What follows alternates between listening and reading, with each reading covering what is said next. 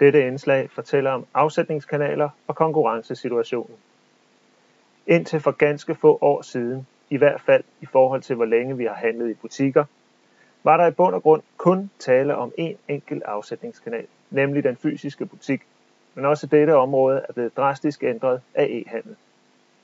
Klassisk shopping eller single-kanal shopping, det er, når alt salg sker fra en fysisk butik, eller butikker i et storcenter, på gågaden, en gårdbutik osv.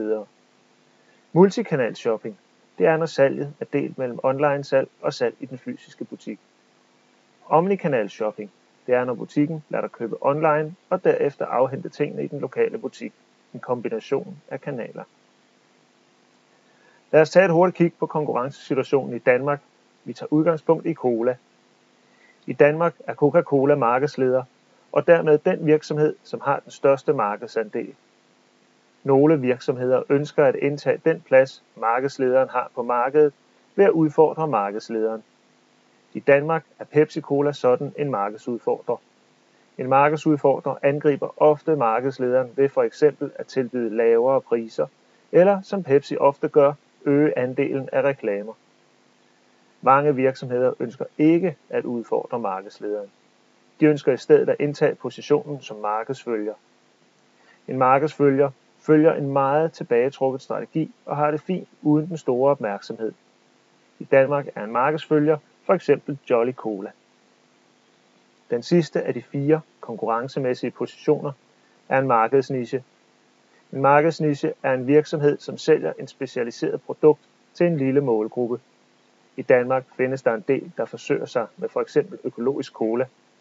En af dem er Ørbæk Bryggeriet. Vi flytter nu konkurrencesituationen til en mindre by midt i Jylland for måske 10 år siden. En lokal butik sælger sko, stort set alle slags sko. Han er markedsleder og har ingen umiddelbare konkurrenter.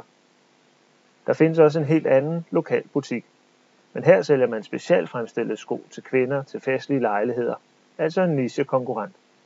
Der findes selvfølgelig andre lignende butikker i for eksempel Odense eller København, men de lokale jyder gider ikke køre så langt for måske at spare lidt penge.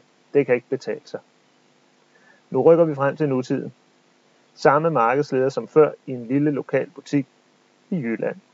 Han benytter single-kanalsalg, altså kun sin butik. Men hvad sker der nu hos konkurrenten i Odense? Han benytter multikanalsalg, da han både har en fysisk butik og en netbutik. Hans priser er måske en smule lavere, leveringen hurtig, og der er en god service. Den lokale jyske butik går fra at være markedsleder til at være udfordrer.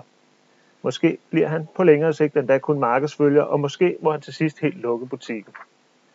Og det er endda, når vi kun ser nationalt på problemet med multikanalsalg. Desværre handler danske forbrugere langt mere i udenlandske netbutikker end omvendt. Årsagen er ikke så svær at få øje på. De høje danske omkostninger gør det sværere for danske netbutikker at hamle op med priserne på deres udenlandske kolleger. Og prisen er nu engang meget vigtig for forbrugerne, når de handler på nettet. Danmark har en af de højeste momssatser i Europa, ligesom den danske timeløn i detailhandlen er den højeste i EU. Nok så vigtigt kan vi desværre se, at udenlandske butikker ikke betaler den moms, de skal. Netbutikkerne altså.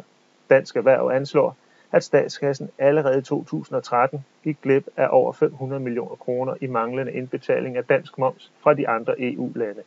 Det giver unfair konkurrence. Så generelt er de danske detailbutikker altså op imod ulige konkurrence fra de udenlandske butikker. Og er man tillige en mindre enkeltmandsvirksomhed, så ser det efterhånden skidt ud. Vi er tilbage ved koncepterne fra tidligere.